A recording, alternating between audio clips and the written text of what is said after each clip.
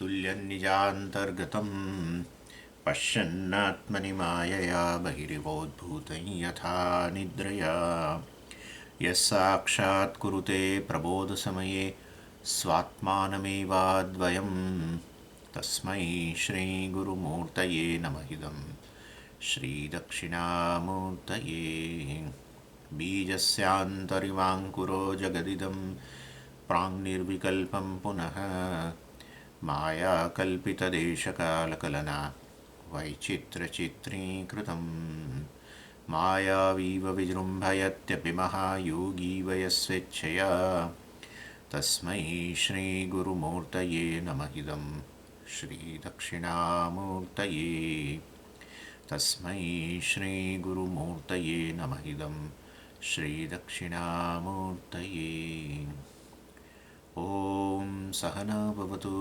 सहनौ भुनक्तु सह वीर्यङ्करवावहै तेजस्विनावधीतमस्तु मा विद्विषावहै ॐ शान्तिः शान्तिः शान्तिः सदाशिवसमारम्भां शङ्कराचार्यमध्यमाम् अस्मदाचार्यपर्यन्तां वन्दे गुरुपरम्पराम् ॐ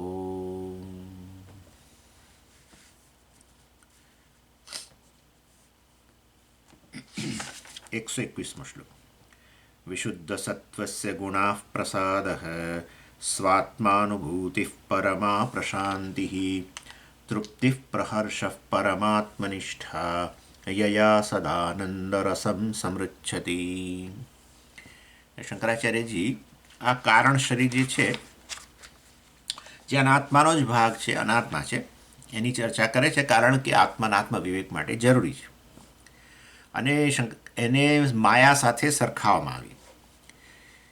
અને પછી આપણે બહુ ડિટેલમાં માયા વિશે બધી ચર્ચા કરી, જેનું માયાનું નામ અવ્યક્ત છે, શક્તિ છે, ત્રિગુણાત્મિકા આપણે એને કહીએ છીએ. પછી ગુણોની વાત શરૂ કરી, સત્વગુણ, રજોગુણ, તમોગુણ. રજોગુણ તમોગુણ શું છે એ પણ બતાવ્યું અને કહ્યું કે રજોગુણ જે છે એને વિક્ષેપ શક્તિ કહેવાય છે, તમોગુણ છે એને આવરણ શક્તિ કહેવાય છે. અને આ જે બંને ગુણો જે છે, અને ત્રીજો પણ ખરો, સત્વ પણ ખરો જ, પરંતુ આ ગુણોને કારણે બધો સંસાર છે. એટલે બંને જણા ગુણ, આ રજોગુણ અને તમોગુણ, આવરણ શક્તિ અને વિક્ષેપ શક્તિ, વાસ્તવની અંદર એ ભેગા થઈ અને કામ કરે છે. આવરણ શક્તિ એટલે જેને કારણે વસ્તુનું સ્વરૂપ ઢંકાઈ જવું એને આવરણ શક્તિ કહેવાય. અને વિક્ષેપ શક્તિ એટલે એને જગ્યાએ જુદું દેખાવું, જેવી વસ્તુ છે એવું ન દેખાવું પહેલું, અને પછી એને બદલે બીજું દેખાવું. અને એ રીતે આ રજોગુણ એટલે એની જગ્યાએ નવું દેખાવું, નવી વસ્તુ જાણે ઉત્પન્ન થવી. રજ્જુ છે, રજ્જુનું સ્વરૂપ ઢંકાઈ જવું અને સર્પની ઉત્પત્તિ, બે વસ્તુ થઈ ગઈ. એટલે રજ્જુનું સ્વરૂપ ઢંકાઈ ગયું, રજ્જુ જેવી છે એવી હવે નથી દેખાતી, એ આવરણ શક્તિ, તમોગુણ. અને એને બદલે સર્પ દેખાય છે, જુદું દેખાય છે, એને રજોગુણ કહેવામાં આવે છે, વિક્ષેપ શક્તિ. અને આ રીતે સેમ વે જેવું ત્યાં રજ્જુ માટે, એવી રીતે અહીંયા પણ જે હું વાસ્તવમાં બ્રહ્મ છું, પરંતુ જાણે એના પર આવરણ આવી ગયું, આવરણ શક્તિ, તમોગુણ.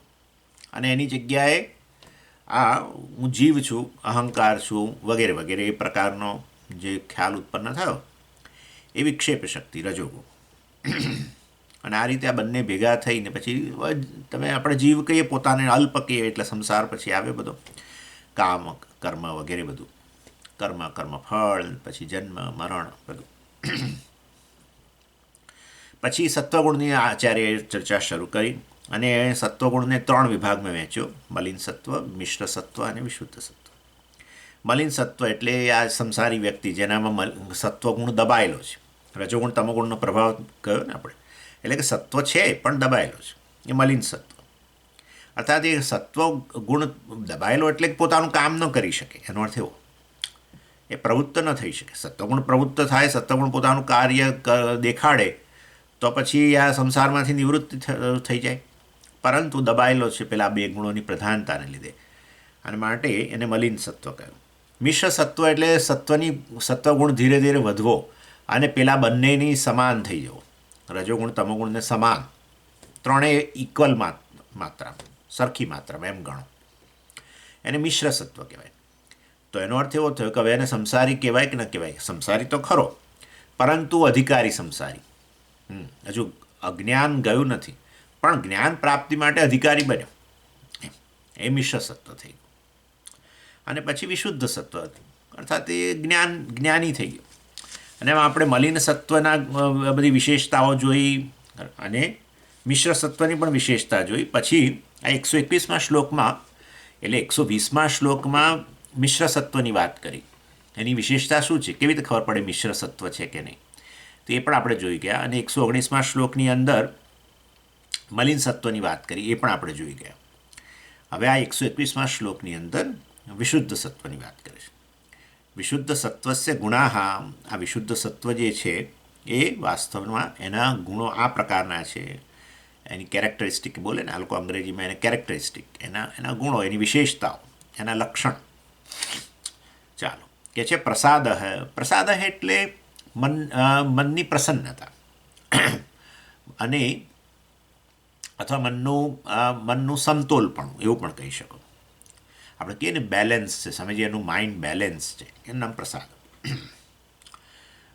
પછી કહે છે કે બીજું લક્ષણ છે આ વિશુદ્ધ સત્વનું, સ્વાત્મ અનુભૂતિ. વિશુદ્ધ સત્વ એટલે જ્ઞાની બેઝિકલી, એટલે સ્વાત્મ અનુભૂતિ. સ્વાત્મ અનુભૂતિ, પોતાના આત્માનો અનુભવ, આવું આમ. એટલે એનો અર્થ કે આત્માનું, અહમનું અપરોક્ષ જ્ઞાન, શ્રવણ મનનથી સ્પષ્ટ જ્ઞાન જન્મ્યું, એ સ્વાત્મ અનુભૂતિ કહેવાય, અપરોક્ષ જ્ઞાન. અને વાસ્તવની અંદર વિશુદ્ધ સત્વ હોવાને કારણે, મિશ્ર સત્વને કારણે સત્વ વધેલું, પણ પછી જ્ઞાન પ્રાપ્ત કરીને હવે તો સત્વગુણ ઘણી માત્રામાં થઈ ગયો. એટલે એની પ્રધાનતા થઈ ગઈ, એમ ગણો ને. પેલા બંને જાણે ઘણા અંશે દબાઈ ગયા. હવે એ વિશુદ્ધ સત્વ કહેવાય, જ્ઞાનીના મનની સ્થિતિ કહે છે. એટલે એ વિશુદ્ધ સત્વને કારણે એને અપરોક્ષ જ્ઞાન છે, અને મનનું સમતોલપણું છે, વગેરે વગેરે. હવે આ પ્રસાદ જે કહ્યું ને કે મનનું સમતોલપણું, એ પેલા મિશ્ર સત્વ કર્મયોગીમાં હોય છે જ. પરંતુ કર્મયોગી રાગદ્વેષ ઓછા થયા એટલે મનનું સમતોલપણું રહેવાનું જ છે. હવે એટલે એનામાં મનનું સમતોલપણું, મિશ્ર સત્વમાં, અધિકારીમાં, અને આ જ્ઞાની વિશુદ્ધ સત્વ, એનામાં પણ સમતોલપણું. તો પછી ભેદ ક્યાં? ભેદ એ છે કે પેલા કર્મયોગી છે એ જાળવે છે સમતોલપણું, બરાબર. કર્મ પાછળની ભાવના, ફળ પાછળની ભાવના જે છે, કર્મફળ દ્વારા ઈશ્વર સાથે પોતાની જાતને સાંકળતો રહે છે. કર્મ દ્વારા સાંકળે, કર્મફળની પ્રાપ્તિ દ્વારા સાંકળે. એટલે એ રીતે એ સમતોલપણું જાળવે છે. અને જ્યારે આ વિશુદ્ધ સત્વ જ્ઞાની જે છે, એનામાં મનનું સમતોલપણું આમ સ્વાભાવિક રીતે આવી જાય છે. સ્વાભાવિક રીતે.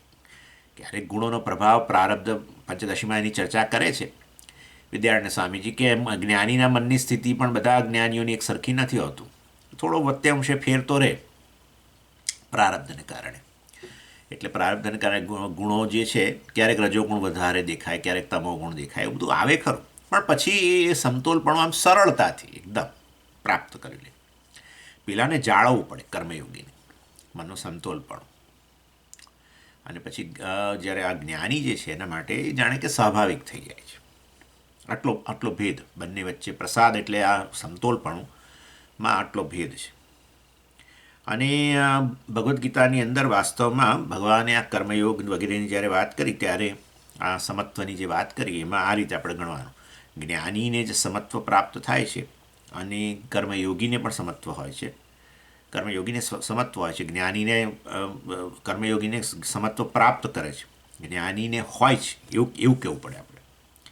એટલે બંનેને સમત્વ હોય તો આ ભેદ શું છે એ વસ્તુ મેં તમને આ કહી કે એકને બેલેન્સ કરે છે, આપેક્ષિક રીતે છે એવું કહેવાય. અને જ્ઞાની માટે સમત્વ મનનું એ એકદમ બહુ સ્વાભાવિકપણે આવી જાય છે. ચાલો, એટલે પછી કહે છે પરમ પ્રશાંતિ, મનની શાંતિ. હવે પરમ પ્રશાંતિ કહ્યું, કર્મયોગીને પણ આવું સમતોલપણું હોય તો એનું મન શાંત તો હોય જ. એટલે પણ પરમ પ્રશાંતિ તો ન જ કહેવાય. કારણ કે જ્ઞાન નથી ને, એને કારણે અંતઃકરણ સાથે તાદાત્મ્ય હોય, અને અંતઃકરણમાં તો ગુણોનો પ્રારબ્ધનો પ્રભાવને કારણે ડિસ્ટર્બન્સ આવે ને બધું થવાનું જ નહીં. તો પરિસ્થિતિ બહાર આવે એને અનુરૂપ આપણા મનમાં પણ અનેક પ્રકારની બધી બધી પ્રતિક્રિયાઓ ઉત્પન્ન થાય ને, ક્રોધ આવે, આ આવે, તે આવે. અને એને તો એવું જ્ઞાન નથી કે આ તો વાસ્તવમાં આત્માનાત્મ વિવેક હજુ નથી કર્યો ને, હજુ તો કર્મયોગી છે, અધિકારી બન્યો.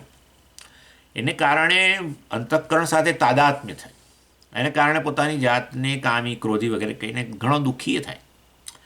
ઇન શોર્ટ કહેવાનો આશય એવો છે કે એના મનની શાંતિ જે છે વાસ્તવની અંદર મનનું સમતોલપણું જાળવે ખરો, પરંતુ આ તાદાત્મ્યને કારણે મનની શાંતિ હણાઈ જાય તો ખરી જ. અહંકાર સાથે તાદાત્મ્ય કરો ને એટલે આ મુશ્કેલી થવાની છે.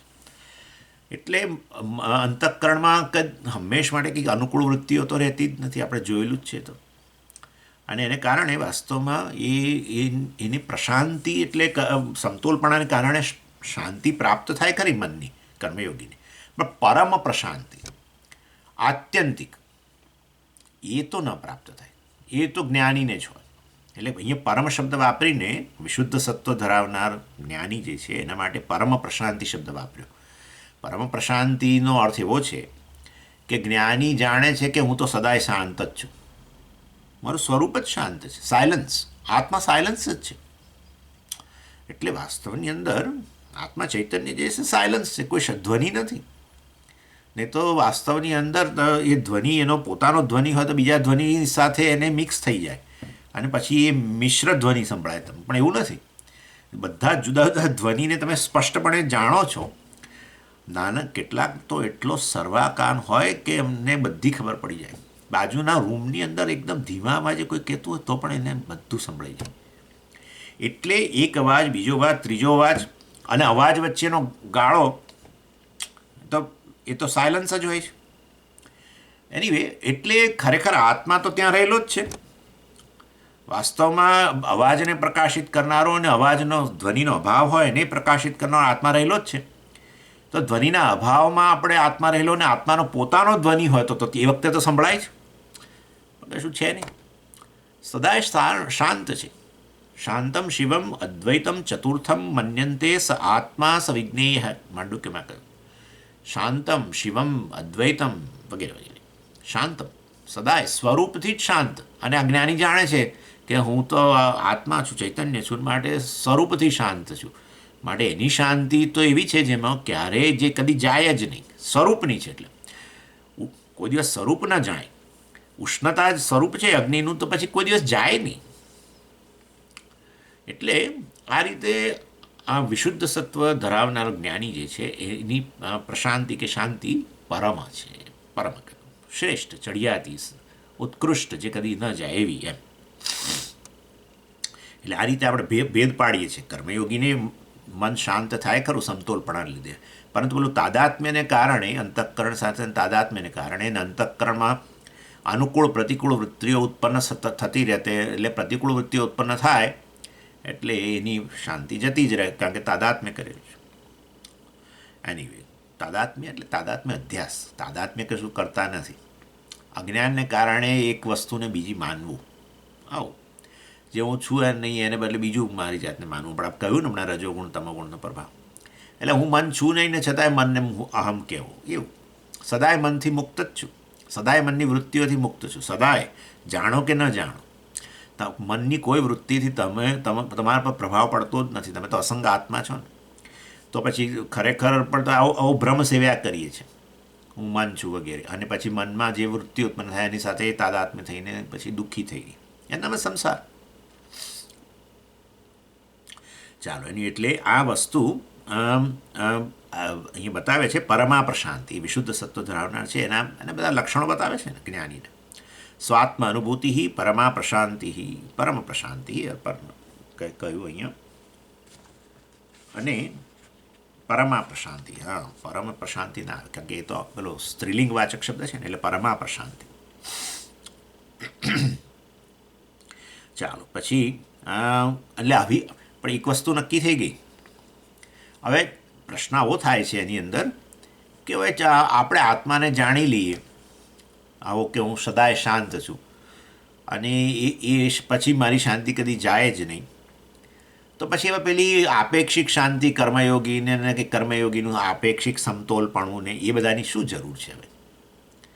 એવું છે કે જે આપેક્ષિક રીતે શાંત હોય ને એ પછી હંમેશ માટેની શાંતિ પ્રાપ્ત કરે એવું છે.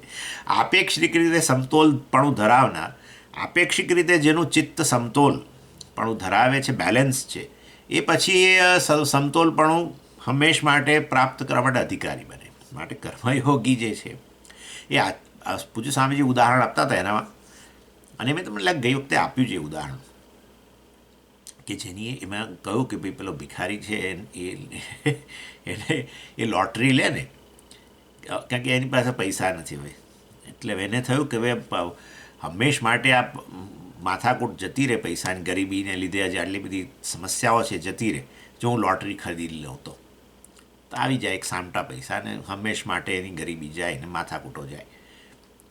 એટલે બહુ સરસ, લોટરીની ટિકિટ ખરીદી લો, બરાબર છે, પણ લોટરીની ટિકિટ ખરીદવા માટે પૈસા તો જોઈશે ને પાછા. એટલે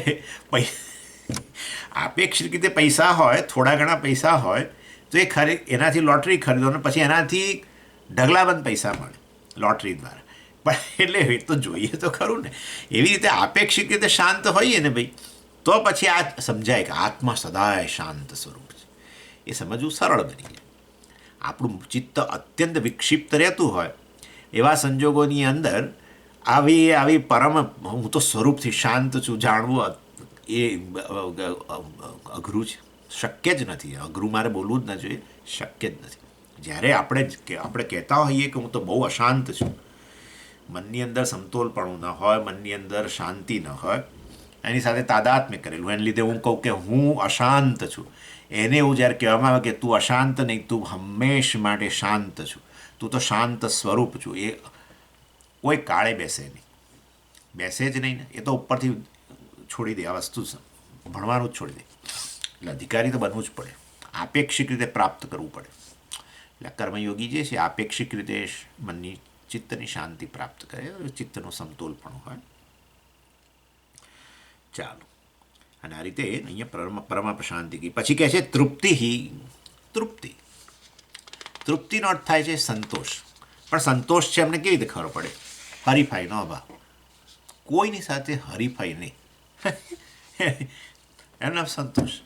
હરીફાઈ ત્યારે જ જન્મે જ્યારે તમને અસંતોષ હોય.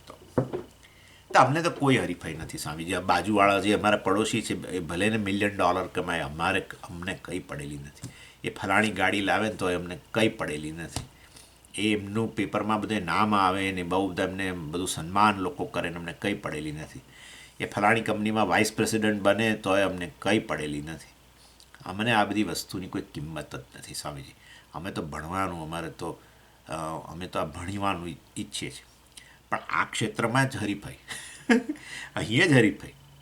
આપણે કોઈકને પૂછીએ તો કે હું તો આ ભણ્યો, ભગવદ્ ગીતા ભણ્યો, પછી ભગવદ્ ગીતા ભાષ્ય સાથે ભણ્યો, બ્રહ્મસૂત્ર ભણ્યો, પછી ઉપનિષદના આ ભણ્યો, ઉપનિષદ આટલા સાથે ભણ્યો, બધા ભાષ્ય સાથે ભણ્યો, અને 3 વાર મેં તો સાંભળ્યું ને આમ, અને આ બધું તો પછી એમ બધું આટલું બધું તમે કર્યું. અને પાછું સંસ્કૃતના પાછા વર્ગો તો ભણું જ છું, એટલે સંસ્કૃત ભણું છું. જોડે જોડે અર્થસંગ્રહ અને એ બધું પણ કરે. એકબીજા પંડિતજી છે એની પાસે અર્થસંગ્રહ પણ. એટલે આપણને અંદર હૃદયથીમાંથી આમ ઉણપ ઉત્પન્ન થાય. હા હા હા, કેટલું બધું લોકો ભણે. એટલે આપણે ભૌતિક દ્રષ્ટિએ બધો વૈરાગ્ય હોય એટલે આપણને કોઈ ચિંતા ના હોય, એ વ્યક્તિ જે મેળવે અમને કોઈ એની કિંમત નથી. ઓકે, બહુ સારું. પણ આ ક્ષેત્રમાં આવીને પાછી માથાકૂટો હોય. એટલે તમને ચેન્ટિંગ આવડે છે? હા, મને તો ચેન્ટિંગ બધું આવડે છે, હું તો ચેન્ટિંગ શીખવાડું છું. ઓહો, હા તો ભાઈ તો આ બહુ બધું ભણ્યા છે ને આટલું બધું આ કરે છે ને પાછું અમને ચેન્ટિંગ આવડે છે. એટલે આપણા હૃદયમાં કોઈ પણ રીતે કોઈપણની સાથેના કમ્પેરિઝનથી અસંતોષ જન્મી શકે. કમ્પેરિઝન આવી એટલે અસંતોષ આવે. તૃપ્તિ એટલે વાસ્તવની અંદર આ રીતે કોઈ સરખામણી નહીં કોઈની સાથે. અને આમે સરખામણી કરવા જેવી જ નથી. આમે સરખામણી કરવા જેવી જ નથી. કેમ? કારણ કે સરખામણી કરશો ને તો એવું ભગવાને કે ખરું નિર્માણ કર્યું છે કે બે વસ્તુને સમાન બનાવી જ નથી. એ તો બરાબર છે, સમાન નથી બનાવી, પણ એમાં એવું કર્યું છે પાછું કે એકનામાં એક વસ્તુ ચડિયાતી દેખાય તો બીજાનામાં બીજી વસ્તુ ચડિયાતી દેખાય. આવું કરવું જ પડે ભગવાને. તમે જુઓ, આપણને એમ કે ગુલાબ શ્રેષ્ઠ વસ્તુ છે, કહેશો જ નહીં. એવા એવા ફૂલો છે, આ હા હા. એ તો તમે જ્યારે જાઓ ને, આપણા ત્યાં પણ બહુ પેલા અમદાવાદમાં પણ પેલા એક્ઝિબિશન થાય છે, મને લાગે ફેબ્રુઆરીમાં કેમાં, તમે જાઓ ત્યારે તમે ગુલાબને ભૂલી જાઓ ખરેખર. એવા એવા કલરના ને એવા સુંદર દેખાવ ને, અને કેટલાય મોટા ગુલાબને તો ગુલાબ એ 10-12 ગુલાબોને સમાવી લેવા મોટા પાછા, એટલા બધા. એટલે ગુલાબને ઝાંખા પાડી દે તમે જોતા હો તો. એટલે ગુલાબના શ્રેષ્ઠતાનો ખ્યાલ ઉત્પન્ન થાય તો એની આગળ બીજા કુંડા લાવીને મૂકી દો તો ઝાંખા પડી જાય. એના જેવું છે. દુનિયામાં કોઈ વસ્તુ શ્રેષ્ઠ નથી. લો, અનાત્માની દૃષ્ટિએ કોઈ વસ્તુ શ્રેષ્ઠ છે જ નહીં. ચડિયાતી બધી રીતે એવું છે જ નહીં. તમે મનુષ્ય શરીરને શ્રેષ્ઠ કહો ને, તો બીજા શરીરો ઘણી રીતે મનુષ્ય કરતાં શ્રેષ્ઠ છે. મનુષ્ય શરીર શ્રેષ્ઠ હોય તો પછી એ ઉડી શકો જોઈએ, આ કરી શકો જોઈએ, દોડી શકો જોઈએ બહુ સ્પીડે બધી. ના, એના કરતાં ચિત્તો વધારે દોડે, પેલો ઘોડો વધારે દોડે. મનુષ્ય શરીરને શક્તિની દૃષ્ટિએ જુઓ તો બીજા બધા પ્રાણીઓમાં કેટલી શક્તિ. કોઈ રીતે કોઈ વસ્તુને ભગવાને શ્રેષ્ઠ બનાવી જ નથી. એટલે વાસ્તવની અંદર, અને આવું કહેવું જ નહીં કે બુદ્ધિ મનુષ્યમાં બુદ્ધિ છે માટે શ્રેષ્ઠ છે. બધાનામાં બુદ્ધિ છે અને ઘણું બધું છે. એટલે એવું બધું કશું છે નહીં. ખાલી મનુષ્ય સભાન છે એ દ્રષ્ટિએ, ખાલી એક દ્રષ્ટિબિંદુથી મનુષ્ય પોતાની જાતથી સભાન છે, બસ. આ એની વિશેષતા છે, એવું કહેવું જોઈએ. શ્રેષ્ઠ છે એવું ન કહેવું જોઈએ. કેમ? ના ના, પણ મનુષ્ય પોતાનાથી સભાન છે માટે જુઓ, એણે પોતાની ઉણપથી સભાન બન્યો. અને જગતમાં પણ જગતથી પૂરેપૂરો સભાન માટે જગતમાં પણ કઈ વસ્તુ એ પ્રાપ્ત કરીને આ ઉણપને પૂરી કરાય ને બધી વસ્તુની સભાનતા છે. એને કારણે સ્વામીજીએ જુઓ તમે, મનુષ્યએ 1000 વર્ષમાં કેટલી બધી પ્રગતિ કરી છે, 2000 વર્ષમાં.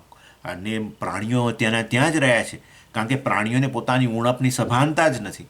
અને માટે જેવા છે એવા ઉણપવાળા પણ એવા જ જન્મે છે ને એવા જ જાય છે. અને માટે પોતાની ઉણપથી સભાનતા હોવી આ તો શ્રેષ્ઠ વસ્તુ છે. પોતાની ઉણપથી સભાનતાને કારણે સંસાર છે. હા, ક્યાં ભૂલી ગયા તમે અને હું અને એક ભેંસ વધારે સુખી છે રિયલી. પોતાની ઉણપથી સભાન છે જ નહીં. તમે તમારી જાતથી સભાન બન્યા એને શ્રેષ્ઠ કહેશો તો તમે તમારી જાતમાં રહેલી ઉણપથી પણ સભાન બન્યા એનાથી શ્રેષ્ઠ બન્યા. એ પણ તમે સભાન બન્યા પોતાનામાં રહેલી મર્યાદાઓથી. અને મર્યાદાઓ સાલવાને કારણે કેટલા દુઃખી મનુષ્ય. મૂળ નામની વસ્તુઓ પ્રાણીઓમાં નથી. મૂળ, આજે સવાર ઉઠ્યો મૂળમાં નથી, બસ. તબિયત તો સારી છે ને, આપણે પૂછીએ તબિયત, આપણે તો પહેલાં આવું જ પૂછવું પડે, તબિયત તો સારી છે ને? ના ના, તબિયત તો સરસ છે, તબિયત ઘોડા જેવી છે. આવું કહેવાય ગુજરાતી, તબિયત ઘોડા જેવી છે. બસ મૂળ નથી. બધું જ છે. ઓહો, એર કન્ડિશન રૂમમાં બેઠો છે, ટીવી ચાલે છે, આ છે, ચા નાસ્તો પડ્યો છે, બધું જ છે. શું નથી? કોઈની સાથે ઘરમાં ઝઘડો નથી થયો, કશું જ નથી થયું, પણ મૂળ નથી. કંઈક ઉણપની સભાન બન્યા. પ્રારબ્ધ છે આવું, બસ જતો રહે મૂળ. આવું છે. That is how it is. કોઈ વસ્તુને ચડિયાતી કહેશો જ નહીં. તાત્કાલિક એની સામે કોઈક ઉણપ દેખાશે, વિચારવું પડે થોડું ક્યારેક. દરેકની અંદર આ પ્રકારનું જ ભગવાને મૂકીશ બધું, પ્લસ માઇનસ, જેને કે ને આ લોકો સારું નરસું એ આપણી દ્રષ્ટિ ને સારું એ આપણી દ્રષ્ટિ, પણ છે તો ખરું. એક જ વસ્તુ શ્રેષ્ઠ છે અને એ છે આત્મા. કારણ કે એના જેવી કોઈ બીજી વસ્તુ જ નથી. એની સમાન બીજું નથી, એનાથી અન્ય કશું નથી, કમ્પેરિઝન જ નથી. એના સમાન નથી તોય આપણને થાય કે ભાઈ ચાલો હવે કમ્પેરિઝન કરીને જોયું કે એના સમાન નથી. એનાથી અન્ય નથી, એકમેવ અદ્વિતીયમ. એટલે એ તો ખરો યુનિક જ છે. એ આત્મા જ આ સર્વ અનાત્માના રૂપમાં જણાઈ રહ્યો છે. બસ એ અનુભવ કરાવે છે આપણને આ બધા જગતના રૂપમાં. ચાલો, એનીવે, ઇન શોર્ટ, એટલે આ રીતે વાસ્તવની અંદર તૃપ્તિ, જ્ઞાનીને તૃપ્તિ, કારણ કે હું આત્મા છું, મારાથી અન્ય છે જ નહીં, કોની સાથે કમ્પેર કરું? મારાથી અન્ય કશું હોય તો કમ્પેર કરું, અને મારા સમાન બીજું કશું નથી. આઈ એમ યુનિક. સ્વામીજીને આવું પ્રવચન હતું, આઈ એમ યુનિક. મારા જેવું કશું છે નહીં આ દુનિયાની અંદર. એટલે આપણે આપણી જાતે શરીરમાં બુદ્ધિ કહીએ છીએ ને, એટલે પછી આપણે કમ્પેરિઝન આપોઆપ થઈ જ જાય. હું બીજા શરીર સાથે કમ્પેર થઈ જાય, બીજા મન સાથે કમ્પેર થઈ જાય, બીજી બુદ્ધિ સાથે કમ્પેર થઈ જાય, દેખાવ વગેરે સાથે કમ્પેર થાય, ચામડીના રંગ સાથે કમ્પેર થાય, કંઈ પણ રીતે કમ્પેર તો થાય પછી. પણ ચાલો એનીવે, એટલે તૃપ્તિ, વિશુદ્ધ સત્વ ધરાવનારા જ્ઞાની જે છે તૃપ્તિ છે, સંતોષ. શેના કારણે જન્મ્યો છે? પ્રહર્ષ. પ્રહર્ષ એટલે સફળતાની લાગણી, પૂર્ણ સફળતા. બસ પૂર્ણ રીતે સફળ થઈ ગયો મનુષ્ય તરીકે. જન્મ્યો તો એક પૂર્ણતાની પ્રતીક્ષામાં, પૂર્ણતા પ્રાપ્ત કરવા માટે જ જન્મ્યો તો, અને એ જ મારી મૂળભૂત ઈચ્છા હતી જન્મથી જ. અને એ જ પછી સ્ટ્રગલ, સંઘર્ષ કર્યો જીવનની અંદર મેં ખૂબ આ પૂર્ણતા માટે જ. અને હવે પૂર્ણ થઈ ગયો, પૂર્ણ સફળતા. તો બની ગયા. પૂર્ણ સફળતા કેવી રીતે બને? કયા કયા પ્રેસિડેન્ટ બન્યા? કશે ફલાણું થયું, ઢીકણું થયું, કંઈક નવો બિઝનેસ સ્થાપ્યો, શું કર્યું? કશું નથી કર્યું, કશું નહીં. એક કોફી પીતા પીતા ટેબલ પાસે બેઠો રહ્યો ને પૂર્ણ. તમને લોકોને હસવું આવશે, પણ this is how it is. આવું જ છે. જેટલે અંશે આપણે આપણો અનાદર કરીએ છીએ, એટલે અંશે આપણે આ જ્ઞાનથી દૂર જઈએ છીએ, વેદાંતથી દૂર જઈએ છીએ. સતત આપણા તિરસ્કાર કરીને આપણે વેદાંતથી દૂર જઈએ છીએ. આત્મા આવો છે, હું આવો જ છું, આ સત્ય વસ્તુ છે કે પૂર્ણ છું, સર્વવ્યાપી છું, બ્રહ્મ છું, એનાથી અંદર કશું છે જ નહીં. અને માટે એવો પ્રહર્ષ, એને પ્રહર્ષ કહેવાય, પૂર્ણ સફળતા. બસ. અને એના કારણે શું જન્મે? તૃપ્તિ, સંતોષ. અને એને કારણે આ સંતોષ જન્મે. એટલે મતલબ કે એના મનની અંદર હવે ઈચ્છાઓ, તો પછી એના મનમાં કોઈ ઈચ્છાઓ જ નહીં હોય. ના સમજી, ઈચ્છા તો અસંતોષમાંથી જ જન્મે. ના, જરૂર નથી. ઈચ્છા સંતોષમાંથી જન્મે, અને ઈચ્છા અસંતોષમાંથી જન્મે.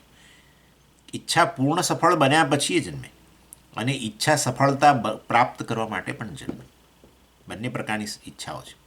એમાં એક આ સફળતા, હું સફળ મનુષ્ય છું, અને પછી જે ઈચ્છા જન્મે ને, એને આપણે કહીએ કે એ પૂરી થાય કે ન થાય, કોઈ ચિંતા ન રહે. એ બધી ઈચ્છાઓ વાસ્તવમાં એને લક્ઝરી કહેવામાં આવે છે. લક્ઝરી એટલે ખબર ને, આમ આપણે કહીએ વૈભવ. હા, જ્ઞાનીના મનની ઈચ્છા એ વૈભવ છે. આપણે દાખલા કે થોડી ઘણી આપણી પાસે સગવડો હોય, આપણને કે આટલી સગવડથી કામ થઈ જાય છે અને બહુ છે, બસ આનાથી વધારે ન જોઈએ, સંતોષ છે, આ જેટલી સગવડો છે એનાથી. છતાં કંઈક બીજું કોઈક આવીને તમને કંઈક બીજું કંઈક આપી જાય, ઓહ, આપણે કે આ તો ભાઈ, આ તો વૈભવ થઈ ગયો, હવે તો લક્ઝરી થઈ ગઈ.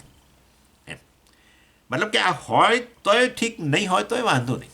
એમ સમજો કે 2 દિવસ માટે તમને કોઈ કશું વાપરવા આપ્યું, આપણે કે આ ચાલો બહુ આનંદ થયો, હવે લઈ જઈએ છીએ, આ લઈ જાઓ, મારે મારી પાસે જેટલી સગવડો છે એટલીથી આનંદ છે. એમ હવે સમજી ગયા તમે? એટલે જ્ઞાનીના મનમાં જન્મતી ઈચ્છાઓ જે છે ને, એ પૂરી થાય કે ન થાય, પૂરી થાય તો એને કોઈ ફેર પડતો નથી, કારણ કે પૂરી થયા પછી હવે હું વધારે પૂર્ણ તો હતો, બ્રહ્મ તો છું જ, પણ હવે આ ઈચ્છા પૂરી થઈ એટલે હું વધારે બ્રહ્મ બન્યો. એ ક્યાં હે વધુ બ્રહ્મ? એ ચડિયાતું બ્રહ્મ બન્યું. કોઈ ઈચ્છા પૂરી થાય કે ન થાય એની પૂર્ણતામાં ફેર ન પડે. જો એ જાણતો હોય કે હું પૂર્ણ છું, તો જ્ઞાનીની વાત ચાલે છે ત્યારે. બાકીના બધાને બહુ ફેર પડી જાય. નાની નાની ઈચ્છા પૂરી થાય તો બહુ મોટો ફેર પડી જાય, કારણ કે બિચારાના આધાર જ એના પર છે. ઈચ્છા પૂરી થશે તો હું સફળ, નહીં થાય તો નહીં. એટલે જ્ઞાની આપણે જેને આ પૂજ્ય સ્વામીજી નોન બાઇન્ડિંગ ડિઝાયર કે ને, એવું એટલે અર્થાત બંધન નહીં. ઈચ્છા પૂરી થશે તો મારા સુખનો આધાર એના પર વગેરે એવું કશું જ નહીં. પછી આગળ કહે છે પરમાત્મનિષ્ઠા. પરમાત્મામાં નિષ્ઠા. નિષ્ઠા એટલે શું? નિષ્ઠા એટલે પરમાત્માની અંદર નિષ્ઠા. એટલે પરમાત્મામાં આ જીવાત્મા બેસી ગયો અને એવો ફેવિકોલ લગાવીને બેસી ગયો કે હવે એમાંથી બહાર જ નહીં આવી શકે. એ નહીં. નિષ્ઠા એટલે નિતરામ સ્થિતિ. નિષ્ઠા, નિસ પ્લસ સ્થા, સ્થિતિ. સ્થા ધાતુનો અર્થ છે ઊભા રહેવું. સ્થિતિ એટલે ઊભા રહે છે. ક્યાં? પરમાત્મામાં ઊભો છે. એમ આ જ્ઞાની પરમાત્મામાં ઊભો છે. નિતરામ. નિતરામ એટલે શું? હંમેશ માટે પરમાત્મામાં જ ઊભો છે. એટલે મેં કહું ફેવિકોલ લગાડી દે. ના, એવું નહીં. અર્થાત વાસ્તવની અંદર એ ક્યારેય ભૂલતો નથી કે હું પરમાત્મા છું. એનું નામ નિષ્ઠા. એ ભૂલતો નથી. એટલે એ દ્રષ્ટિ કહે છે પરમાત્મા ભાવમાં ઊભેલો છે. પરમાત્મા ઊભેલો ના બોલીએ હવે, પરમાત્મા ભાવમાં ઊભેલો છે. અર્થાત એ ક્યારેય ભૂલતો નથી કે હું બ્રહ્મ છું વગેરે. ચાલો, એવું કહેવાની તમારે શું જરૂર હતી? આવું કહેવાની કેમ જરૂર પડી તમને? એટલા માટે, કારણ કે એ જ્ઞાની છે એ તો જીવ, એટલે હવે આ એનું પ્રારબ્ધ તો બાકી છે ને. પ્રારબ્ધ એટલે અહંકાર એક ખરો જ ને, બરાબર ને? અને વાસ્તવની અંદર એ વ્યવહારની અંદર જ્યારે પ્રવૃત્ત થશે ને ત્યારે આપોઆપ પેલો અહંકાર જ જાગૃત થશે. નેચરલી અહંકાર જ જે હોય તો જ વ્યવહાર થાય. અહંકાર જ વ્યવહાર કરે છે. આત્મા તો કોઈ વ્યવહાર કરતો જ નથી, કરી શકે એમય નથી. એટલે વ્યવહાર કરવા જશે. દાખલા તરીકે સમજો એ ભણાવે છે, એક્ઝામ્પલ આપું છું તો તમને. તો હવે હું ગુરુ કે આચાર્ય એવું તો આવે જ. હું ટીચર છું આટલું તો આવે જ, નહીં તો ભણાવશે જ કેવી રીતે? આ સ્ટુડન્ટ્સ છે અને આ હું ટીચર છું આટલું તો મનમાં આવે જ ને. તો પછી એનો અર્થ એવો થાય કે હું બ્રહ્મ છું એ ભાવમાંથી બહાર આવી ગયો પાછું. હવે કહે છે હું ગુરુ છું. જમવા જાય અથવા જમવા બેસે તો હું ખાનારો છું એટલું તો કે મને આટલું પીરસજો, આ ન પીરસતા, હું આ ખાતો નથી. તો હું ખાતો નથી તો આ તો બ્રહ્મ ભાવમાંથી બહાર આવી ગયા સ્વામીજી. એ કહે છે હું ખાતો નથી એટલે ખાનારો માને છે પોતાને. ઓહો, આ તો બ્રહ્મભાવ. તમે તો નિષ્ઠાની વાતો કરતા હતા, આ તો બ્રહ્મભાવમાંથી નીકળી ગયો. ના નીકળે. એનું નામ જ નિતરામ સ્થિતિ. ન નીકળવું એનું નામ નિતરામ સ્થિતિ. હા, સમજી ગયા? ક્યારે ભૂલવું જ નહીં. કદી એક્ટર ભૂલે નહીં, યાદ રાખજો. કદી એક્ટર ભૂલે નહીં. રોલ પ્લે કરતો હોય ને, એને એક ભિખારીનો રોલ દાદર સ્ટેશને બેસીને આવું દાદર સ્ટેશનની બહાર બેસીને કરતો હોય, આવો વેશ ભજવતો હોય, એ ના ભૂલે કે હું તો વાસ્તવમાં ફલાણો અભિનેતા છું. કદી ના ભૂલે ને. એ ભૂલી જાય તો પછી હવે આને ભવિષ્યમાં કોઈ રોલ ના અપાય. તકલીફ થઈ ગઈ. સાચે સાચ બેગર માની લે છે પોતાને, સાચો ભિખારી. તો તકલીફ થઈ ગઈ ભાઈ. એનો અર્થ એવો થયો કે એ વ્યક્તિ જે છે એની નિષ્ઠા છે. શેમાં? એ જે હોય તે, હું અમિતાભ બચ્ચન કે જે ફલાણો હોય તે, એમાં એની નિષ્ઠા કહેવાય. કદી ભૂલે નહીં. જ્યારે આવું બીજી પરિસ્થિતિની અંદર એને જુદી રીતે પોતાને જુદી રીતે વ્યવહાર કરવો પડે તો પણ એ ભૂલે નહીં. એનું નામ નિષ્ઠા. એવી રીતે આ જ્ઞાની જે છે એ વ્યવહારની અંદર જે પણ હોય તો એને રોલ ભણાવતી વખતે હું ભણાવનાર છું કે ગુરુ કે આચાર્ય છું, ખાતી વખતે હું ખાનાર છું, અને હું યાત્રી છું કંઈક જતા હોય. અને આવું કરતા હતા બધા જ્ઞાનીઓ. બધા જીવ્યા ત્યારે આ બધા પ્રકારના જુદા જુદા વેશ ભજવવા જ પડ્યા એ લોકોને, વિવિધ પ્રકારના. એટલે એવો વેશ ભજવવાની સ્થિતિ આવે અને એમાં આવો અહમ જોડાયેલો પણ તમને દેખાય, પણ તો એ જાણે છે કે વાસ્તવમાં આ તો કેવળ રોલ જ છે, આ તો કેવળ એક એક્ટિંગ કરવાની છે, આ મિથ્યા છે, એમને ખબર હોય. બસ આટલું. એનો અર્થ કે હું પરમાત્મા છું એ ભાવને ભૂલ્યા નથી. એ દ્રષ્ટિએ એને કહેવાય નિષ્ઠા, પરમાત્મા નિષ્ઠા. તો હમણાં જ તમે પેલું સ્વાનુભૂતિ શબ્દ વાપરેલો. સ્વાનુભૂતિ અપરોક્ષ જ્ઞાન, અને આ પરમાત્મા નિષ્ઠા એ પણ હવે અપરોક્ષ જ્ઞાન. તો બંને એક જ વસ્તુ છે. આવું કેમ કર્યું? એક જ શ્લોકની અંદર એક જ વસ્તુ માટે થઈને બે શબ્દો વાપરવાની ક્યાં જરૂર હતી? ના, જુદું છે. અપરોક્ષ આપણે જે સ્વાત્મા અનુભૂતિ કહી એમાં અપરોક્ષ જ્ઞાન. એટલે હું બોલી ગયો કે શ્રવણ અને મનનથી જે જ્ઞાન પ્રાપ્ત કર્યું કે હું અપરોક્ષ આત્મા છું, એ વાસ્તવની અંદર સ્વાત્મા અનુભૂતિ કહેવાય. પરંતુ હજુ પેલી વિપરીત ભાવના, દેહાત્મ ભાવના આવી જાય છે વારે વારે, અને માટે પેલું નિધિધ્યાસન વગેરેથી વિપરીત ભાવના પણ દૂર થઈ ગઈ હોય ત્યારે આપણે કહીએ કે નિષ્ઠા પ્રાપ્ત કરી. એટલે એટલો ભેદ રાખવાનો. પરમાત્મા નિષ્ઠા એટલે પ્રતિબંધ રહિત જ્ઞાન, સ્વાત્મ અનુભૂતિ એટલે અપરોક્ષ જ્ઞાન, અર્થાત હજુ પ્રતિબંધ ટેવને કારણે. હું દેહ છું એ તો ટેવ છે ને, જૂની ટેવ છે ને. હું દેહ છું એ વસ્તુ એવો ખ્યાલ ક્યાંથી આવ્યો? અજ્ઞાનને કારણે, આત્મવિષયક અજ્ઞાનને કારણે. એ અજ્ઞાન કેટલું દૂર, કેટલું જૂનું છે? અનાદિ છે. માટે ટેવ જૂની છે, જૂની ટેવ. અને જૂની ટેવને કારણે વારે વારે દેખા દે છે. અને માટે વાસ્તવની અંદર એ ટેવ જે આ પ્રતિબંધ રૂપ છે એમાંથી પણ મુક્તિ હોય તો આપણે કહીએ એને પરમાત્મ નિષ્ઠા છે. આ આપણે ભેદ એનામાં પાડવો પડશે. અને પછી છેલ્લે છેલ્લે આ જીવન મુક્ત છે એને અહીંયા વિશુદ્ધ સત્વ પણ કહ્યું ને જોડે. તૃપ્તિ પ્રહર્ષ પરમાત્મ નિષ્ઠા. ઓકે, હા, આગળ વિશુદ્ધ સત્વ છે ગુણા. એને વિશુદ્ધ સત્વ કેમ કહ્યું?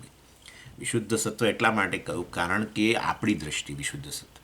જ્ઞાની પોતાને વિશુદ્ધ સત્વ ના કે હું વિશુદ્ધ સત્વ ગુણ વાળો છું, આવું કદી ના કે.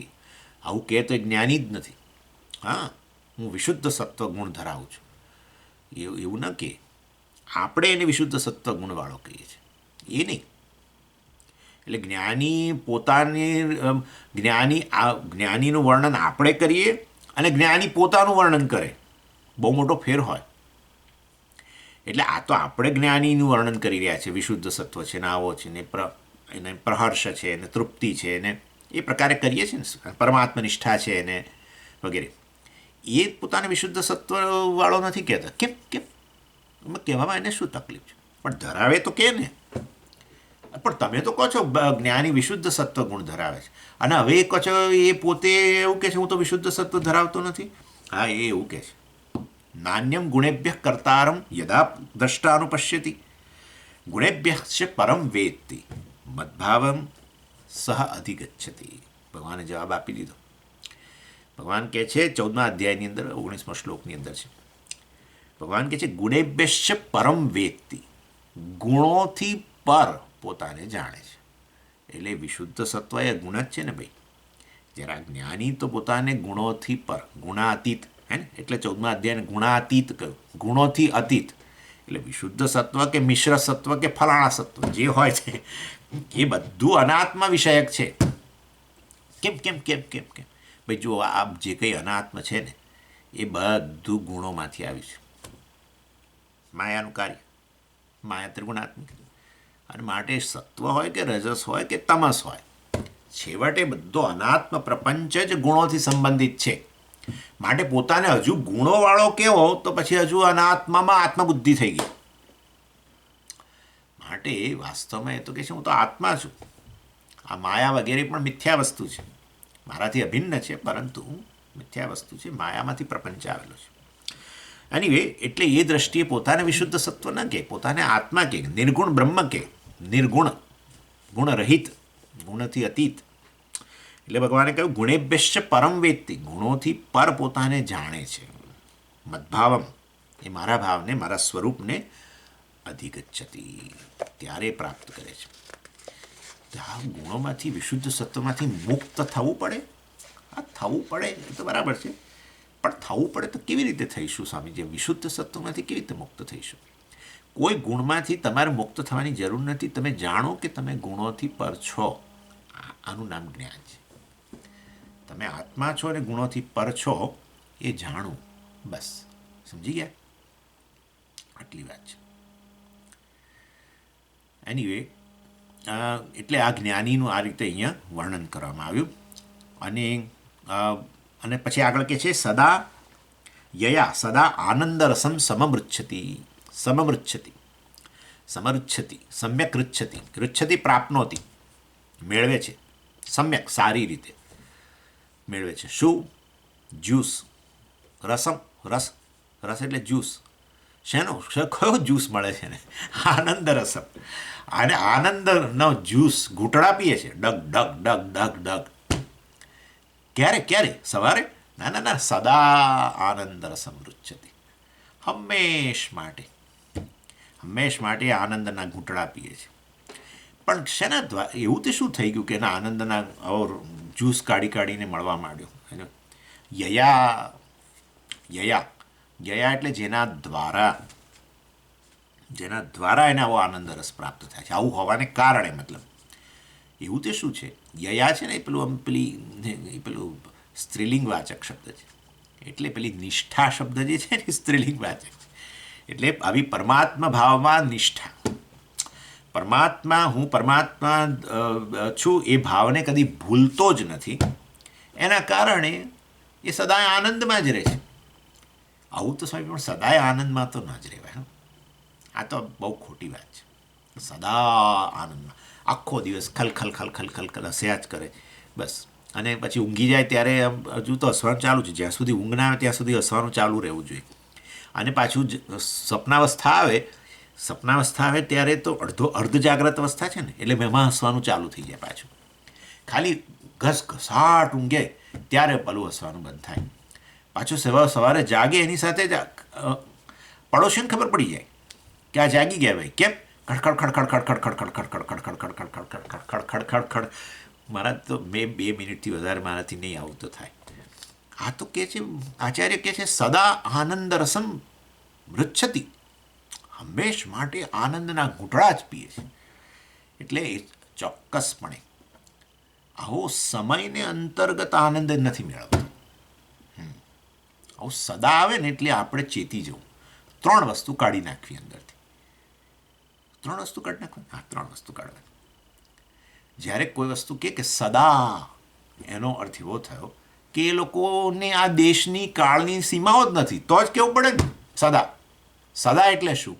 હંમેશ માટે. એટલે કે એને કોઈ કાળથી જાણે અતીત થઈ ગયો. સદાનો એવો પણ અર્થ કરી શકાય કે અહીંયા અને ત્યાં બધે, દેશની દ્રષ્ટિએ પણ.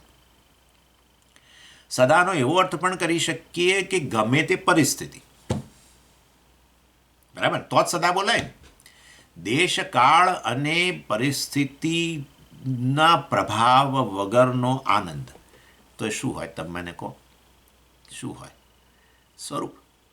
અર્થાત હું પૂર્ણ છું એવી ભાવની અંદર એ પ્રતિષ્ઠિત થઈ ગયો હોવાને કારણે સદાય આનંદમાં હોય છે. અર્થાત આ પૂર્ણતા જે છે એ જે પ્રાપ્ત કરી છે એ આનંદ સ્વરૂપ હું છું, પૂર્ણ છું વગેરે, અનંત છું, એ જ સદાનંદ કહેવાય. એ અથવા એ આનંદ રસ જે છે એ આ આનંદ સ્વરૂપ છે, એ પ્રકારે એને ગણવું જોઈએ. એ જ્ઞાન છે, એ અનુભવ નથી.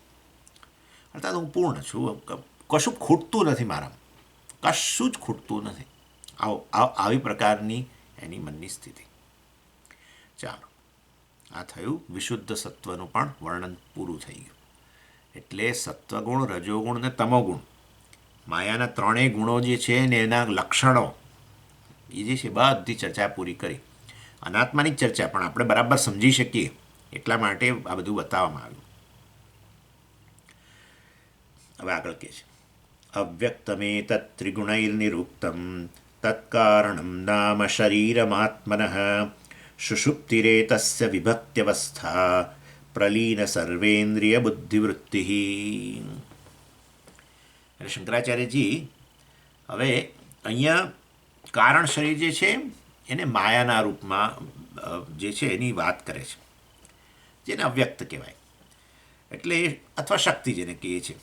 હવે શંકર થયું શું કે ત્યાં કારણ શરીર બોલ્યા નહીં, સ્થૂળ શરીરની ચર્ચા થઈ, સૂક્ષ્મ શરીરની ચર્ચા કરી, પછી સીધું જ આવું આ ત્રિગુણાત્મિકા અને આવું બધું વર્ણન શરૂ કર્યું.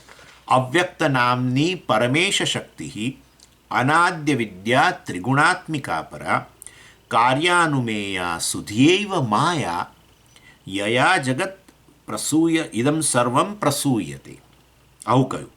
અર્થાત સ્થૂળ શરીર, પછી સૂક્ષ્મ શરીર, પછી કારણ શરીર, એમ ચર્ચા કરવી જોઈએ, એને બદલે સીધી માયાની ચર્ચા શરૂ કરી. અવ્યક્ત નામની પરમેશ શક્તિ, આ અવ્યક્ત પરમેશ્વરની આવી અવ્યક્ત શક્તિ છે, અચિંત્ય શક્તિ છે. અનાદિ અવિદ્યા ત્રિગુણાત્મિકા, જે ત્રિગુણાત્મિકા છે, જે અનાદિ છે, જે અવિદ્યાના રૂપમાં રહેલી છે.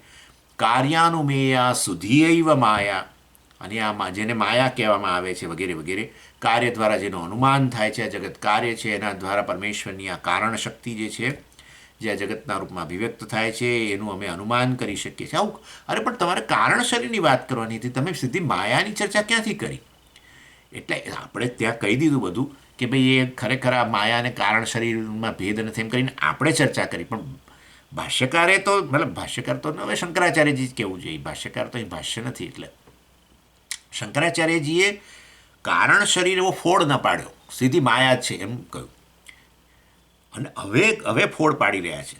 હવે અવ્યક્તમેતત ત્રિગુણૈ નિરુક્તમ, અમે જે આ બધું વર્ણન કર્યું, બધું ઘણું બધું અવ્યક્તમ એતત, આ અવ્યક્ત જે છે, અર્થાત અવ્યક્ત એટલે શું? જગતની અવ્યક્ત અવસ્થા, એમના માયા. આ જગત જે છે જ્યારે બીજના રૂપમાં હોય, આ વૃક્ષ જે છે સંસાર વૃક્ષ, જગતને સંસાર વૃક્ષ કહ્યું ને ભગવાને 15મા અધ્યાયમાં. આ જે સંસાર વૃક્ષ જે છે, ઇનફેક્ટ જગતની વૃક્ષના રૂપમાં કલ્પના તો ત્યાં પણ કરવામાં આવી છે. કઠોપનિષદની અંદર પણ એ જ આવો જ પ્રકારનો ભગવાને જે શ્લોક બોલ્યા એ ત્યાં મંત્રના રૂપમાં છે જ. ઉર્ધ્વ વગેરે વગેરે ત્યાંથી શરૂ કરીને એ પ્રકારે જ વર્ણન ત્યાં પણ છે કઠોપનિષદમાં પણ. એનીવે, એટલે જગત જે સંસાર વૃક્ષ છે એ આવ્યું ક્યાંથી? પહેલાં ક્યાં હતું? તો બીજ રૂપમાં હતું. બસ એને અવ્યક્ત કહેવાય. હવે આ વ્યક્ત બન્યું, પણ પહેલાં અવ્યક્ત અવસ્થા. એ અવ્યક્ત અવસ્થા જે છે જગતની, એને જ માયા કહેવાય. એનીવે, એટલે અવ્યક્ત શક્તિ અથવા એને શક્તિ વગેરે આપણે બધા નામ બધું જોઈ ગયા છીએ. અને હવે કહે છે તત્કારણમ નામ શરીરમ. એ માયા જે છે એ જ આ કારણ આત્મન કારણ શરીરમ નામ, એમ એ જ આ આત્માનું કારણ શરીર છે. અર્થાત માયા અને કારણ શરીર એક વસ્તુ છે, એવો હવે ફોડ પાડે છે. આટલું બધું માયા વિશે વર્ણન કરી ગયા પછી, બધા ગુણોનું વર્ણન કરી ગયા પછી હવે આવું આચાર્ય કહે છે. હવે આપણે તો જાણીએ જ છીએ કે કેમ કારણ શરીરને માયાને આપણે સરખાવેલું. શંકરાચાર્યજી એ વાત આપણે કરી ગયા છીએ. એનીવે, એટલે વાસ્તવની અંદર આ કારણ શરીર જે છે એને જ આ વ્યક્ત પછી કહેવામાં આવે છે ત્યાં, અથવા માયા વગેરે કહેવામાં આવે છે. એ આપણે જોયું હતું. અને અહીં કહે છે અવ્યક્તમ એતત ત્રિગુણૈ નિરુક્તમ, જે ત્રિગુણૈ 3 ગુણો દ્વારા જેનું નિરૂપણ થાય છે, નિરુક્તમ અર્થાત એનું નિરૂપણ થાય છે 3 ગુણો દ્વારા, અને જેને અવ્યક્ત કહેવાય છે. જે જગતની બીજાવસ્થા છે, જગત અભિવ્યક્ત થયું એ પહેલાં બીજના રૂપમાં હતું, એ જગતની અવ્યક્ત અવસ્થાને જ માયા વગેરે કહેવામાં આવે છે. અને એ જ આ કારણમ શરીરમ નામ આત્મના, એ જ આ આત્માનું વાસ્તવમાં કારણ શરીર પણ છે. અર્થાત ભેદ નથી. એનો અર્થ એવો થયો કે વાસ્તવમાં જો જગત જે છે જ્યારે પ્રલયાવસ્થા, બીજાવસ્થા અભિવ્યક્ત બન્યું, એનું સર્જન થયું એ પહેલાં વાસ્તવની અંદર આ રીતે હોય, અને તમે અહીંયા એને કારણ શરીરના રૂપમાં જો કહેતા હોવ, તો પછી એની વચ્ચેનો ભેદ નથી અમારે સમજવો છે. આમ તો પણ ચર્ચા કરી છે, પણ અહીંયા પાછું સફરી એની થોડી ચર્ચા આવે છે. એટલે જ્યારે આપણા આ સ્થૂળ સૂક્ષ્મ શરીર જે છે એ કાર્ય છે, એ શેમાં લય પામી જાય છે? કારણમાં. કાર્યનો લય કારણમાં થાય. એટલે આ સ્થૂળ સૂક્ષ્મ શરીર પણ જે છે એ વાસ્તવની અંદર આ કારણ શરીરમાં જ લય પામી જાય છે. ક્યારે? સુષુપ્તિની અંદર. અને એવી ને એવી રીતે આ સ્થૂળ સૂક્ષ્મ જગત જે છે એ પણ કારણ અવસ્થામાં હોય છે, બીજાવસ્થામાં હોય છે, જેને માયા આપણે કહ્યું. એટલે વાસ્તવની અંદર જગતનો પ્રલય અને આપણા વ્યષ્ટિ પ્રલય, જેને આપણે સુષુપ્તિ કહીએ છીએ, એ અનુભવની દ્રષ્ટિએ તો સમાન જ છે. જગતનો અનુભવ થતો નથી.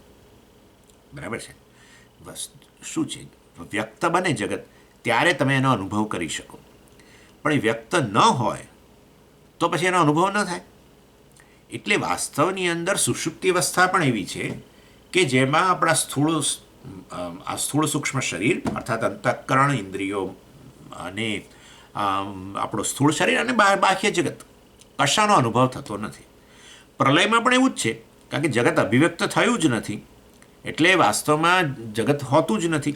મતલબ કે બીજા અવસ્થામાં હોય છે, વ્યક્ત અવસ્થામાં નથી હોતું, એટલે જગતનો અનુભવ ન જ થાય. એટલે વાસ્તવની અંદર આ સમગ્ર જગત લય પામી જાય છે. ક્યારે? પ્રલયમાં. અથવા તો જગત લય પામી જાય છે ક્યારે? સુષુપ્તિમાં. સમજી ગયા? એવું આપણે કહીએ. પછી સમજાવું છું, એમાં થોડો ભેદ છે. જગત લય પામી જાય છે આ સૃષ્ટિ પૂરી થાય ત્યારે પ્રલયમાં કાળે એમ ગણો ચાલો પ્રલય કાળે અર્થાત જગત બીજા અવસ્થામાં જતું રહે છે, માયા બની જાય છે અને જગત લય પામી જાય છે રોજે રોજ સુષુપ્તિમાં પણ. એટલે વાસ્તવની અંદર અનુભવ તો સમાન જ થાય છે. જગતનો અનુભવ ન થવો એવી એ પ્રકારનો અનુભવ બંનેમાં સમાન છે, પ્રલયમાં અને સુષુપ્તિમાં. સમજાય છે ને વસ્તુ? એટલે વાસ્તવની અંદર એ દ્રષ્ટિએ માયા ત્યાં અને અહીંયા કારણ શરીર એ વાસ્તવની અંદર સમાન છે, એ દ્રષ્ટિએ ગણવામાં આવે છે. કારણ કે અહીંયા સુષુપ્તિમાં પણ કારણ શરીર જ હોય છે અને જગતનો લય થઈ જાય, પ્રલય અવસ્થા હોય ત્યારે કેવળ માયા જ હોય છે એ દ્રષ્ટિ. એટલે પણ સ્વામીજી બ્રહ્મ હોય છે, તો ભાઈ એ તો અહીંયા પણ હોય છે, સુષુપ્તિમાં તમે હાજર હો છો ને, એની વાત નથી કરતા આપણે. કેમ આ માયા અને કારણ શરીરને સરખાવે છે એની ચર્ચા ચાલે છે. એટલે અહીંયા આપણને શાસ્ત્ર જાણે કે કહી રહ્યા છે અથવા આચાર્ય કહી રહ્યા છે કે તમારે આ જગતનો લય કરવો હોય તો તમારે કશું કરવાનું, કશાકનો નાશ કરવાની જરૂર નથી. જગતનો લય તમે રોજે રોજ અનુભવો જ છો. અર્થાત જગત એની ઉત્પત્તિ પહેલાં કેવા રૂપમાં હતું એનો જાણે કે તમને અનુભવ તો થાય છે રોજે રોજ. કશું જ નહોતું. જુઓ તમે, દેશ નહીં, કાળ નહીં, કશું નહીં. એવું નહીં કે આ જગત એટલે આ પ્રકારનું સ્થૂળ જગત, કાળનો પણ નહીં અનુભવ. દેશકાળ પણ સર્જન જ છે ને, જગતની સાથે સાથે દેશકાળનું પણ સર્જન થયું જ છે. બધું એ જગતનો ભાગ જ કહેવાય. એવો જ અનુભવ થાય છે રોજ. જે દેશની પણ સભાનતા જતી રહે છે, કાળની સભાનતા જતી રહે છે અને જગતની પણ સભાનતા જતી રહે છે. એટલે આ દ્રષ્ટિએ જગતનો લય, પ્રલય અને સુષુપ્તિની અંદર પણ એ જગતનો પ્રલય જાણે જણાય છે. સમજ સાચું નથી. કેમ સાચું નથી? એટલા માટે કે તમે ઊંઘી ગયા છો, પણ હું નહોતો ઊંઘ્યો, હું તો કામ કરતો હતો, તો જગત હાજર હતું. તમે કેવી રીતે કહી શકો જગતનો લય? પેલો બરાબર છે, પ્રલયમાં તો કશું જગત હોતું નથી, એ તો અમે સમજી જઈએ છીએ. પણ તમે કહો છો રોજે રોજ પણ જગતનો લય થઈ જાય છે, અમે ન સ્વીકારીએ. કારણ કે આખી દુનિયા, અડધી દુનિયા જાગે છે ત્યારે અડધી દુનિયા ઊંઘે છે, આવું હોય છે ને બધું. અત્યારે જ્યારે હું ઊંઘતો હતો ત્યારે તમે બધા બહુ કામ કરતા હતા અને હવે તમે ઊંઘી જશો ત્યારે હું અહીં કામ કરતો હોઈશ. હમણાં તમારી તો સાંજ પડી જ ગઈ છે ઓલરેડી અને હમણાં થોડા કલાકો પછી ઘસઘસાટ, પણ હું તો અહીંયા સતત બિઝી. આવું એટલે વાસ્તવની અંદર જગતનો લય રોજ થતો હોય, તમે ઊંઘી ગયા ત્યારે હું જાગું છું, મતલબ કે જગત તો હજુ હાજર જ છે. તો તમે આવું કેવી રીતે કહી શકો કે રોજે રોજ જે સુષુપ્તિ જે છે એમાંય જગતનો લય થઈ જાય છે અને પેલો પ્રલય છે એમાંય જગતનો લય થઈ જાય છે? એ વસ્તુ સાચી નથી. માટે માયા અને કારણ શરીર સરખા ન ગણાય. એટલે પછી આપણે જવાબ આપ્યો કે ભાઈ વાસ્તવમાં જગત ભલે રહ્યું છે પણ ખરું, પણ જગત જાણે કે નથી. કેમ જાણે કે નથી એવું કેમ કહો છો? કારણ કે જગતનો અનુભવ નથી થતો સુષુપ્તિમાં, એટલે જગત જાણે કે નથી એવું કહીએ છીએ. જે વસ્તુનો અનુભવ ન થાય એ જાણે કે નથી.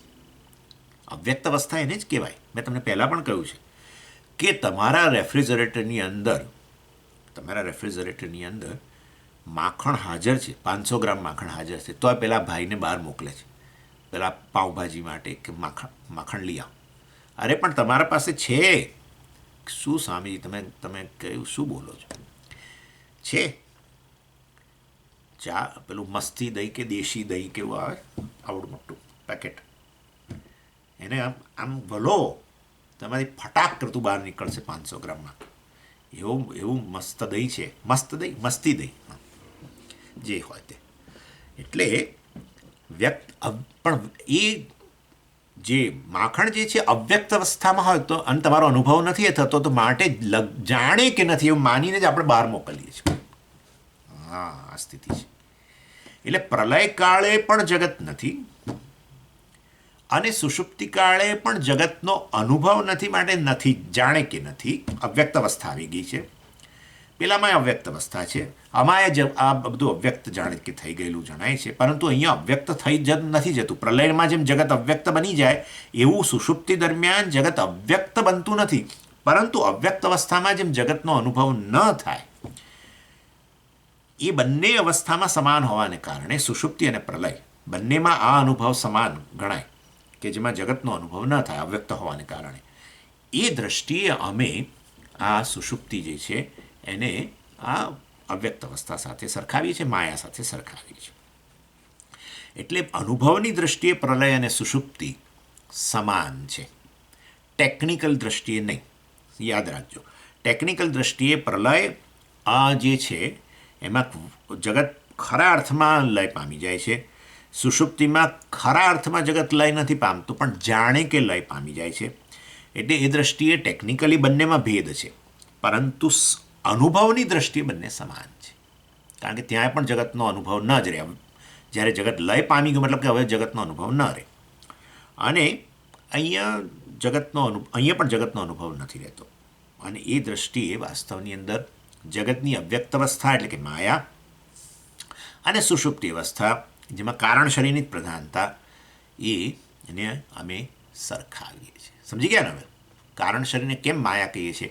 કારણ કે બંનેની અંદર વાસ્તવમાં જગતનો અનુભવ રહેતો નથી.